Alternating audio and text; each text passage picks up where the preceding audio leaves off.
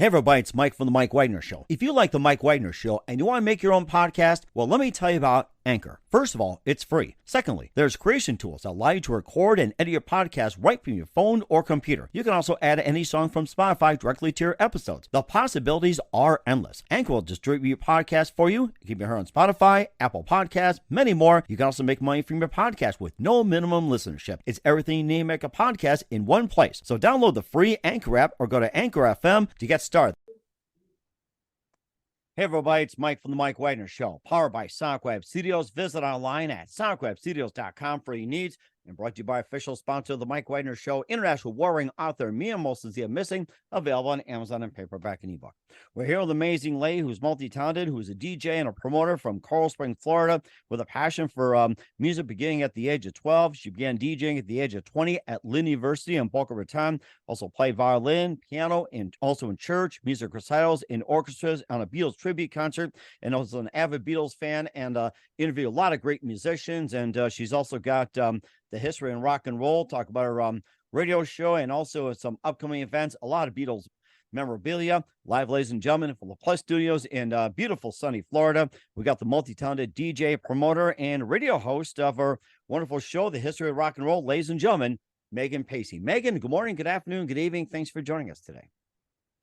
No problem, Mike. It's good to be on your show for the very first time. And I want to say thank you for this nice introduction. I appreciated it. Well, it's great to have you on board, Meagan. So you're a DJ and promoter from Coral Springs, Florida, with a passion for music beginning at 12, and you began DJing at 20 at Lynn University in Boca Raton. You also play violin, piano. You also performed in church, music recitals, and an orchestra at a Beatles tribute concert. And you also are an avid Beatles fan, and also follow a lot of music. You got the website, History of Rock and Roll. You also got events coming up. You got a radio show. And before getting to all that, Meagan, tell us how you first got started. Okay. Well, you see, it all started 20 years ago when I was 12 years old. You see, I was into cartoon as a young kid first, and I want to know about cartoons. But then when a Disney film, Lilo and Stitch, came out, when I was watching a trailer, they were playing a song I liked called Hound Dog. And then I started liking it. And then all of a sudden, I asked my dad, who sings that song? And he said, Elvis Presley. And that's how I got to know about the king of rock and roll, Elvis. And then I start knowing about Elvis's songs like Hound Dog, because that's one of the first songs I got into. Then I know Heartbreak Hotel or Suspicious Minds. And then I start knowing about Elvis, and then start knowing about the oldies music on South Florida's oldies radio. We used to have Magic 102.7, and it's a fun radio station to listen to. You get to listen to all the music from way back then, although it's really before my time, and most people think I'm too young to know these music, and some people said they were amazed about my knowledge of music. And so that's how it happened. I went to Elvis, and then later I went into the Beatles. I've been loving the Beatles ever since, same age. So that's how it all happened. And then as years went on, when I was 15, if someone says, why won't you be a DJ? And then I said, hey, that's a good idea. I'll be a DJ. And then I started to know who the artists were. Some people I started to know who they are, or some I don't know. It's like histories of great music from way back then. Like we first learned about the 50s, because 50s is a decade with the birth of rock and roll. The 60s is another generation that changed everything. Well, but the Beatles changed everything, not just rock music, but pop culture. And then we're into the 70s with great soft rock, with great some hard rock or classic rock, or even disco. That changed everything. So I'm into the 50s, 60s, and 70s. I would love doo-wop. I love the British invasion mostly, and I love the psychedelic. I mean, I love everything. I love the Monkees. I love Motown. I love everything, but mostly Elvis, but also mostly the Beatles. And that's what I love.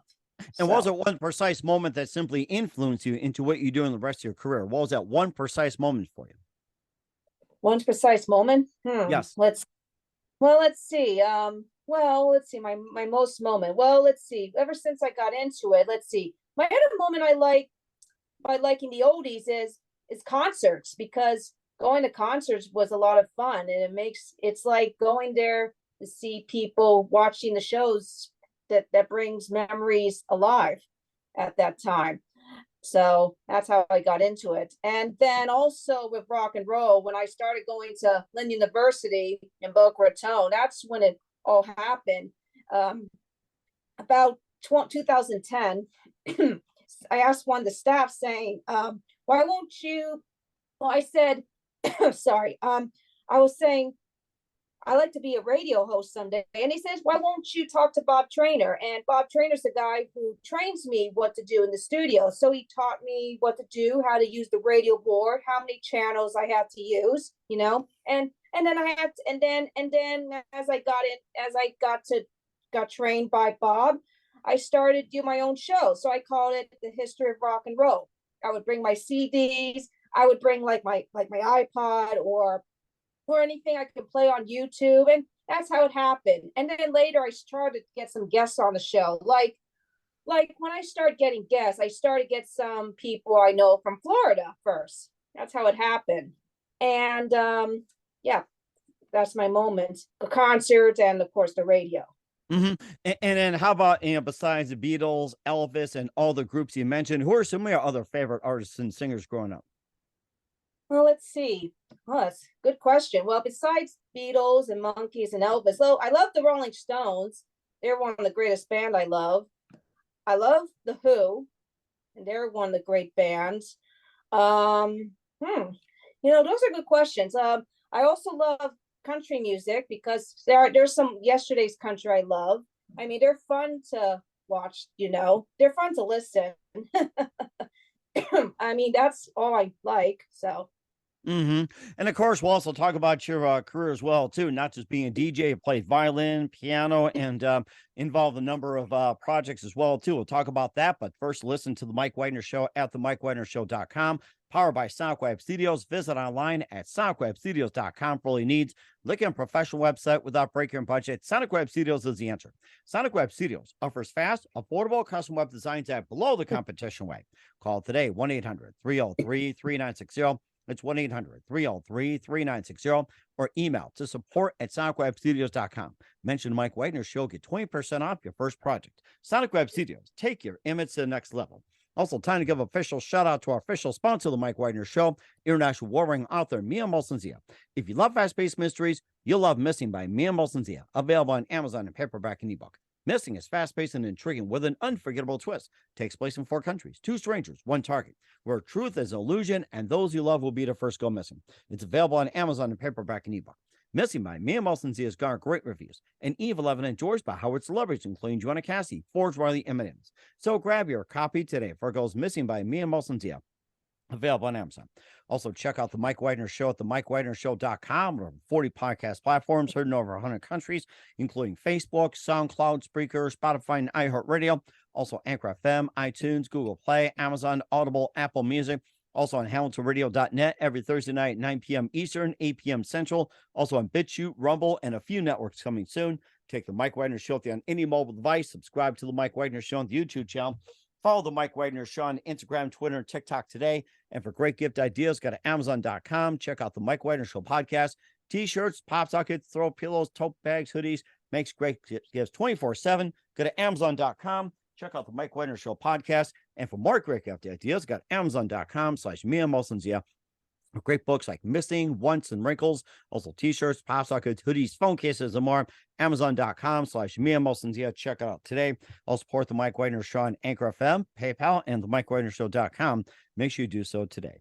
We're here with the amazing DJ and promoter of Coral Springs, Florida, with a passion for music, Meagan Paese here on the Mike Wagner Show. Before I talk about the history of rock and roll, your radio show, and your fabulous career, you play violin, you play the piano, you're in church, music recitals, and you're in the orchestra at a Beatles tribute concert. And tell us about some of your musical background and, what inspired you to do things and maybe just a bit of story behind it.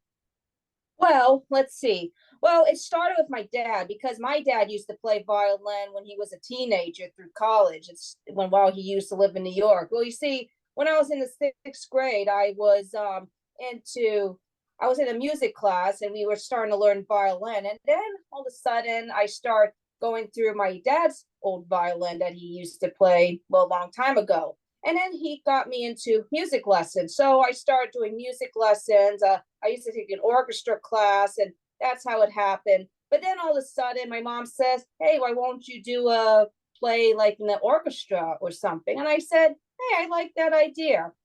And then I started trying to play in the church, and I started at St. Elizabeth Ann Seton here in Coral Springs with my music director, Edward Person, great guy, great music director, and great talented pianist. And Ed is like a brother to me, and I would play every mass every Sundays.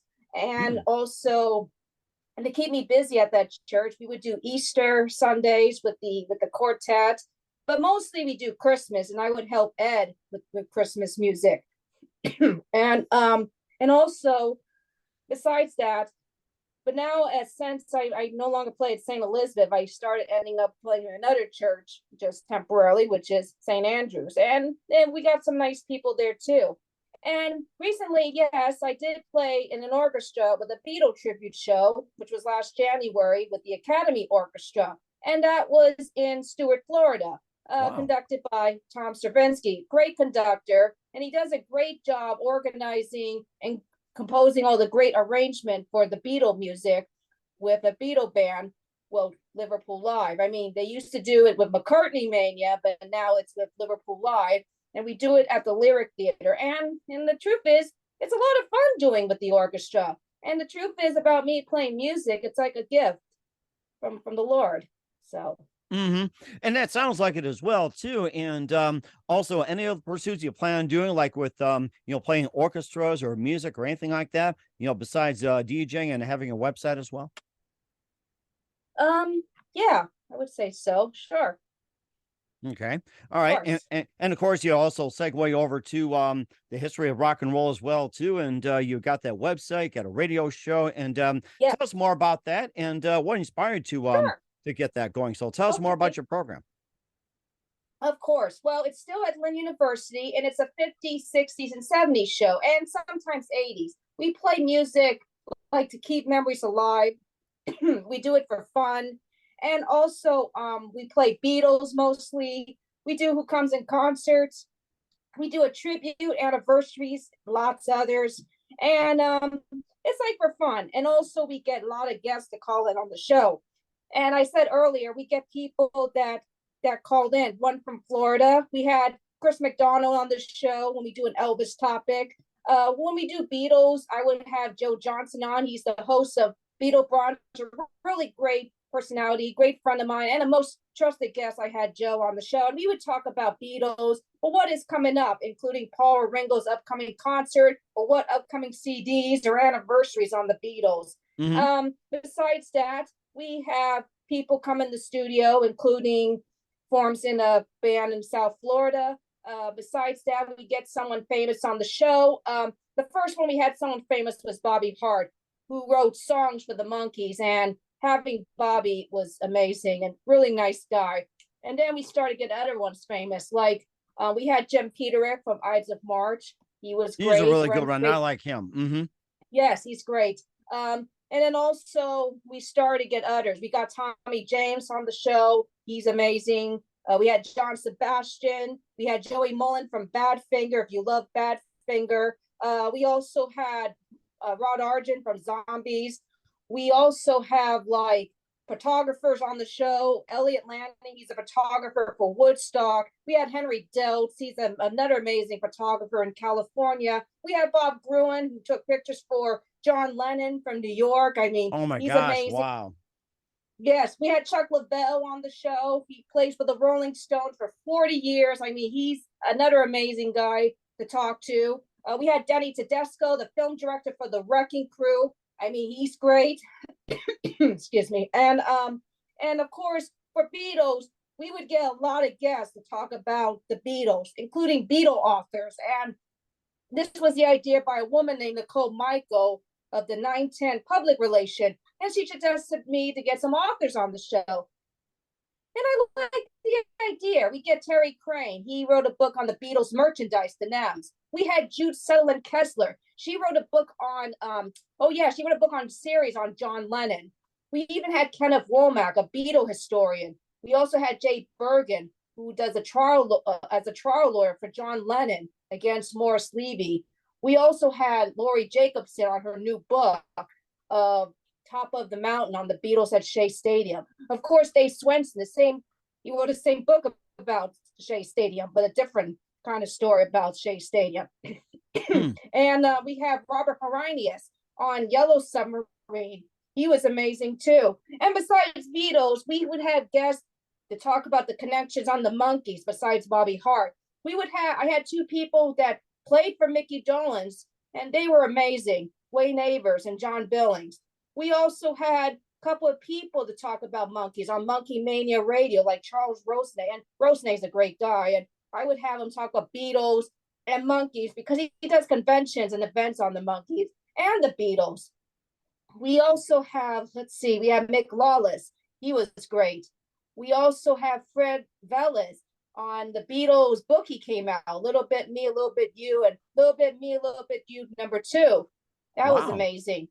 And also we had the person you interviewed, and he's also a really big Monkey fan, Mickey Galena. Yeah, I know him. That's right. What a guy. Should we give a big shout out to him or something since he helped you get on? Yes. I mean, he's got to be the #1 Monkees fan, Beatles fan, whatever fan, you fan, everything else. So yeah. So I had him on to talk about the Monkees too. Anything, any topics. And then we do shows Who Comes in Concert, as I said, the Stones. We did the Who. We do everything. And then there's someone's tribute who passed away recently. We do that. Or anniversaries. We would do the years.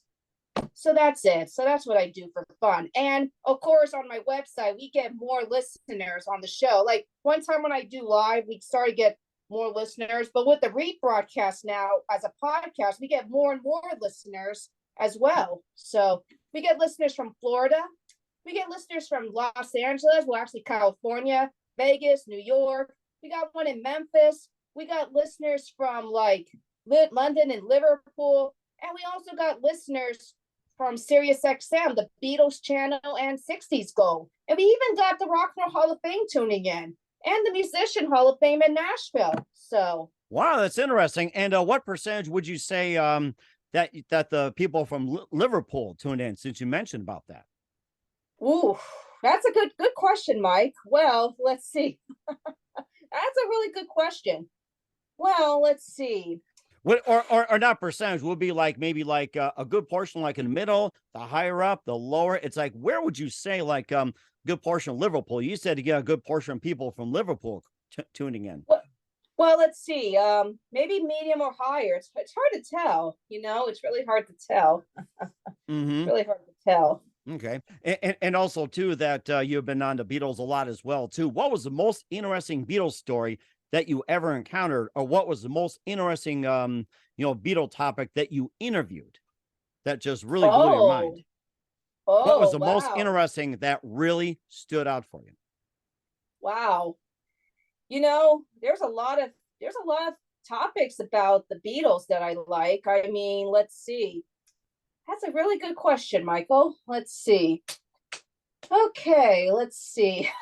or like say about the Shea Stadium, or John Lennon's photographer, or even like the Cavern Club, or anything like that, or even like what's the most bizarre, like say with Ringo Starr and their offshoots and everything, Paul McCartney, what he likes to eat or anything like that. There's stories that you talk to people, but it's like, what was like the most interesting interview that you have ever talked to, and talk about that? What was the most interesting interview that stood out to you?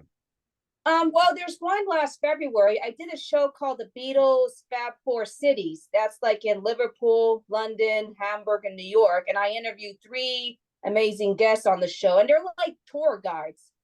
David Bedford, he's an author on Liddy Pool, and he's like a tour guide learning about Liverpool. And he's also an author on other books on the Beatles, like on the Beatles, like the 5th Beatle, like finding a drummer, or the Beatles into country music. So David Bedford's great. Another one, Richard Porter, he's another great tour guide, and he would tell you about the different locations the Beatles in London. Like you'll see where Paul lives at St. John's Wood, or he'll tell you about Abbey Road. like where the fans can walk across at that zebra crossing where the Beatles did for their album Abbey Road, or Savile Row where the Beatles did the rooftop concert, or even wow, lots of others in London. And also there's Susan Ryan. She's amazing too to tell me about the Beatles in New York, including their first U.S. visit, or even where John Lennon stayed in Dakota. That's one I really like the most. That's one topic I like on the Beatles at Fab Four Cities. Now, what about the guests that directly interacted with John, Paul, George, and Ringo? It's like, who are some of the guests that you had on that were directly connected to John, Paul, George, and Ringo? Who are some of them? Well, let's see. Interacting with one of the Beatles. Well, let's see. Well, I interviewed Bob Gruen. He had some good interacting, and he's a close friend with John Lennon, and I would have him talk everything about John. Like he would say, "Oh, really? Like what?"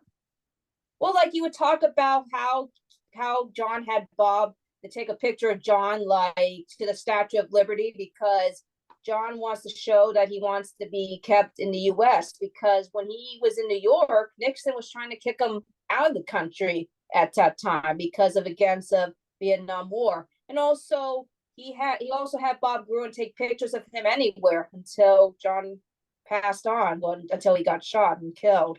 But that was a good interaction. Let's see. Another one is now. Let me get back to Bob Gruen. Was Bob Gruen the photographer, the one that took the picture of John Lennon the night he was killed? No, he didn't. But there was a woman I heard who took pictures of John right before he got killed on that day. Was Annie Leibovitz. She took some shots until right before he got killed. Wow, that was something. And yes. You probably want to have her on the show too. And going back to really. What's that? No, I didn't have Annie Leibovitz on, just Bob Gruen. Okay. And then you also want to talk about some of the others as well, too, like, more on John Lennon connected than George, Paul, Ringo, and everything else. It's like, basically it's like, what was George's personality, Paul's personality, Ringo's personality, based on, the people he had on. It's like with their interactions with these guys. Okay, well, I got one that has interaction with Paul McCartney, and this guy is the former guitarist for Wings since 1978, and that is Lawrence Juber. Oh, yes, that's it. I love Wings. That's one of my favorites, yes. Yes, Lawrence is a great guitarist. I mean, I got him on the show with the help of his wife, Hope Juber, and Hope is actually the daughter of Sherwood Schwartz, the creator of the Brady Bunch. So, oh my goodness, wow. Yes, she's the one who helped me. So I got Lawrence, and Lawrence is actually a really nice guy, a really talented guitarist, and also great guitar picking. I mean, he would tell me about how he joined Wings because it started with Denny Lane, and then he tells me how he played with Wings with Paul on the orchestra theme, and that was from the album Back to the Egg, and that was a great album he discussed. We talked about how Paul McCartney got in trouble in Japan. That was back in 1980. So that was a good interaction Lawrence Juber had. That's another one. Another person who had a good interaction with George Harrison I interviewed is Joey Molin from Badfinger. He told me a story. Yeah. He told me how Badfinger recorded stuff with George Harrison, including for the All Things Must Pass album. And also when Badfinger joined with George for the concert for the Bangladesh. So that was amazing too. And reaction with Ringo, I interviewed a couple of people that told me some cool stuff with Ringo, including 3 guests I had on that were in the All-Star band with Ringo. I had Mark Farner. He told me some cool, amazing memories he had with Ringo. I had him on my show. He was terrific. Yes, from Grand Funk. Great guy too. We had Rick Derringer, Rock and Roll Hoochie Coo. He told me some cool moments he had with Ringo, and Rod Argent from the Zombies, because I would ask him, what was your great moment with Ringo Starr? And they would tell me about it. So it was amazing. And then in terms of like the personalities, is like interacting with Paul and George and Ringo and all that, what were they really like as people? What was Paul really like as a person? What was George really like as a person? And what was Ringo really like a person, according to the guests he had on the show? Well, let's see. I mean, with Ringo, when I was interviewing these artists, they said they think Ringo like has a great time with the All Star, or even he would give out peace and love because that's what Ringo is. And Paul McCartney, you can have a sense of humor, to the fans or to the people that were with him too. Or George Harrison. Sometimes George can be sometimes nice, and sometimes he can be the quiet Beatle because that's what he is, the quiet Beatle. So Hmm. And of course, he's one of the better guitarists as well, too. I mean, you got to yeah. have that balance as well, too. And of course, there was an interesting thing I had about in terms of leadership, like a leadership style of John, Paul, George, and Ringo, just all the way down the board. So I guess you can say it's like, how would you describe your personality as one of the Beatles? Oh, describe the personality. Well, that's a good question. Well, it depends on how I meet them. It depends on how you meet them. If you see them, if I ever met them, I would wish I would see them nice or say hello or had a good. If they have a great sense of humor, it would be Hmm. great. Right. Even with Beatle tribute bands, when I meet them, they sound super nice to me too. Hmm. Okay. All right. And plus also too that you also and what are some of the upcoming Beatle projects that you have on your plate as well? Oh yes, Beatles on the Beach. It's promoted by a good friend of mine. I mentioned you, Mr. Daniel Hartwell. You see, it started 3 years ago, and we had Edgar Winter headlining for this event with McCartney Mania with the Academy Orchestra, and it was a fun time. And also we're going to be having one in December to make up 2 years ago. So, and we're going to be having Mickey Dolenz part for this event. So that's going to be exciting. And also the exciting news is I'll be interviewing Mickey Dolenz soon in December, which will be the week before the event. So Beatles on the Beach is on December 15th through the 18th. Besides Mickey, we're going to be having the Academy Orchestra with Liverpool Live. And we're also going to be having some great, amazing bands from around the world or around different states. Like we're going to be having Beatline. I met them at Abbey Road on the River, and I suggested them to be part for this event. And I found out they're going to be part for it. So they're called Beatline. Finland. We got one from Israel, the Day Trippers. We got one from Brazil, Beat and Shout. I mean, we got everybody coming from around the states, I said, around the country. And for me, I'm going to be guest host and speaker for the event, like introducing the bands, and there'll be a lot of great activities we're going to be having and so on. So I'm actually excited to be that Beatles on the Beach, and it's fun. Mm-hmm. And it sounds like it. I'm sure they've been on beach as well too. And what are some of the other Beatle tidbits that people don't know about? What are some of the things that nobody knows about John Lennon or even Paul, George, or Ringo? It's just like you hear about the news about they like this, they like that, they got their quirks and everything. What are some of the things that it has not been mentioned in the press that you've been like talk about everything else? It's like what should we more know about John, Paul, George, Ringo that's been never mentioned to the press, never been asked in questions, interviews, everything like that. Just little tidbits. It's like, very few people know about. Hmm, I see. Well, yeah, you could say that. Well, when I learned about Beatles, you used to see all the Beatles were into the press, and they had to come up with what answer they had to say in those questions. You're right. You're right. Hmm. I want to have Paul or Ringo on the show, but the truth is, it's hard to get them on the show. It really Hmm. is. Hmm. And I'm sure Paul would have no problem, I'm sure. So Yes. My moments on the Beatles is going to Beatle tribute shows, which is fun, doing a radio show. But the biggest moment I like is seeing Paul in concert. He puts on a great show. And of course, seeing Ringo. He does a great job with the All Star Band. But yes, of course. hmm. And he also got some memorabilia as well, too. I noticed on the back wall as well, too. In the three right there I see reminds me of that great cartoon back in the day. So Yes. Oh, that's the Beatle blow up dolls back in like 1965. But what you said is correct because that is based from that Beatle cartoon, and that's been around since 1965, and it's one of those Saturday cartoons on ABC. hmm. And I learned about that cartoon.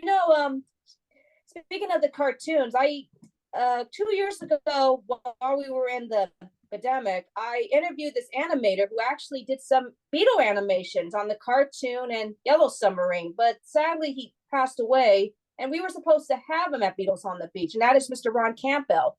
Ron Campbell, I mean, another great guy. I mean, he would talk about the Beatles, what kind of sceneries he would put in for the movie and stuff. And besides Beatle cartoons, he would do cartoons on Hanna-Barbera's, we even cartoons from Nickelodeon. Well, the earlier Nickelodeon cartoons in the 90s. So, but I enjoy the Beatle cartoons that Ron Campbell does. So that's really interesting as well, too. And what's your favorite cartoon besides the Beatles growing up? I'm going to throw that out there just for the fun of it. Okay. Megan, are you still with us? Okay, we froze for a minute. Megan, favorite cartoon? Yeah, we froze for a minute. Just want to make sure you heard. Well, let's see. Okay, let's give time to think well, here. my favorite Beatle cartoons. Let's see. Well, there's favorite I like from the Yellow Submarine movie. The one I like is the music because George Martin, the producer, does a great job, with a great orchestra arrangement. I thought that was neat as well. The other one I like is, I don't know if you remember this scene. I like when he says to Ringo, "Whatever you do, don't touch that button." And then when Ringo pressed it, he got shot out. That was funny. Or there's one scene where they meet a nowhere man named Jeremy. I thought that was cute too. So the one I like is Yellow Submarine because it's one of the great cartoons and best so far. Or you got those holes all over the place. Ringo picks up and goes, "I've got a hole in me pocket." That's it. That's the one. I like that too. and when I was reading about the cartoon, those aren't really the Beatles voicing at themselves. It was somebody else pretends they're Beatles. That's really interesting. That's really interesting as well too. And also we do have a lot for you as well too. And of course we have more on the Beatles as well too. And most importantly, what's coming up for Meagan Paese as well too. I'll find out just 1 minute. Listen to the Mike Wagner Show at the MikeWagnerShow.com, powered by Sonic Web Studios. Visit online at sonicwebstudios.com for all your needs, and brought to you by official sponsor of the Mike Wagner Show, international warring author Mia Molson Missing, available on Amazon and paperback and ebook. We'll be back with DJ and promoter and the host of History and Rock and Roll, Meagan Paese, after this time out. We're back with DJ and promoter of Coral Springs, Florida, and the history of rock and roll, and #1 Beatle maniac, Meagan Paese, here on the Mike Wagner Show. And Meagan, what can we expect from you in 2022 and 23 and beyond? Let's see for myself. Well, I want to keep my radio show going, and I want people in the future to know what the old music was like back then, because in the future, I want to know how it all started. And for myself, I want to keep playing on my violin. I want to keep playing more in the orchestra too. If it's classical, I can do classical, or if I do American songbooks, that would be great for great American songbooks. If I play music on Broadway, I would do Broadway. Or if they do a show on rock and roll with symphonic rock, I would do that too. I mean, that's one of my great moments I wish for the future. All right, well, certainly. Go ahead. And more positive too. Yes, definitely too. And we're looking forward to that. And who do you consider biggest influence in your career? My influence? Well, let's see. My influence in my career. Well, my influence is my violin playing. I mean, I love playing music, and sometimes I like to play music that can play more beautifully, or sometimes emotionally too. Sometimes love songs too. Sometimes I would play more proud on my music, or for my influence on violin, I want to make it excitement, just like these other DJs does back then as well. So, and what's the best advice you can give to anybody at this point?